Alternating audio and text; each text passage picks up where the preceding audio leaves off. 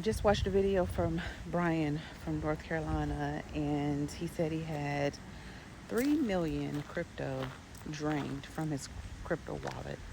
Over 3 million. I would have a heart attack. First of all, let me just say that. I would have a freaking heart attack. And how does that happen? How does it happen? He said that he had a cold wallet, which, if you don't know much about crypto, there are cold wallets and there are hot wallets. Hot wallets are more dangerous. They always tell you to use a cold wallet or cold storage for your large amounts of crypto that you intend to hold for the long term. And anything in a hot wallet can be used for like quick purchases, or if you're going to be trading and whatnot, you can keep that stuff for quick, easy access. So, like, if you ever run into a situation to where maybe someone's trying to hack you or whatever, they don't have access to all of your funds. They can just maybe get whatever's on that hot wallet. Um, but the fact that has happened to him, oh my God, I feel so sorry for him. He said it was his and his wife's retirement. They had just recently retired a couple years ago, and most of their savings was in crypto. XRP of all things, not Bitcoin. He didn't have any Bitcoin, but he had XRP, and he had it on some weird wallet. The wallet was a wallet I'd never heard of.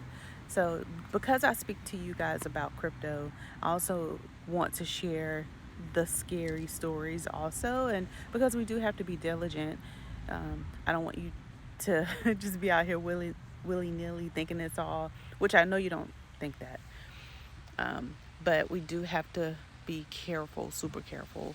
When I tell you I don't answer phone calls that are suspicious, I don't touch any links that I don't know, I am very, very careful about anything that looks suspicious and weird. Okay? I just don't click it. We just don't know, guys. So thank God I've never had anything drained from any of my wallets. I'm very hyper sensitive to those types of things. And I use wallets that are tested, and I don't want to say tested, but tried and true, right? The OGs tell you to use Ledger, either Ledger or Trezor. Those are the only cold storage wallets that I would be using or recommend to anyone. So anyway, Brian from North Carolina, I feel so sorry for you that happened to you. I know a lot of you guys are probably also wondering, like, we know that there's so many scams in crypto, then why do we do it? And we all have our reasons. For me, I continue to invest in it because I know that our government's taking us to a digital system, and we won't have any control there. And I'd rather have control over my assets.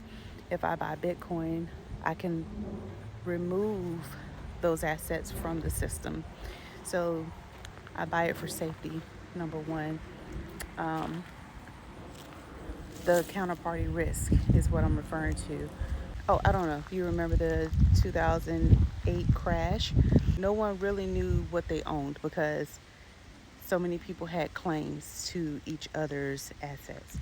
So that was one of the things that was attractive to me when it came to Bitcoin, because it's the one asset that you can custody, you can keep it, you can hang on to it yourself, and you don't have that exposure from other people making claims on your asset. Not only that, there's the issue with the government printing our money into oblivion, right? So every time they print more money or create more money, it reduces the value of the dollars that we're saving in. So all of those are the reasons. Those are just some of the reasons. I can go into more detail if you guys are interested, but for now, just know high level, those are the reasons why I continue to invest in crypto. Now, I don't want to say crypto, I'm going to say Bitcoin, because Bitcoin is very different, okay? Bitcoin is different than crypto. But some people, because the crypto is very cheap and whatnot, they have a tendency to want to buy it thinking that it's going to explode in value, and therefore they have a better chance of getting rich off of something that is like not very expensive in their eyes, but it's also not as safe. Bitcoin has never been hacked, and it's one of the safest assets out there. It probably doesn't move as fast as the other ones do, but it's a lot safer. So anyway, I've talked way too long. I feel so bad for this guy. I just hope that he's able to turn around. You guys should go look him up on YouTube. Um, anyway, yeah.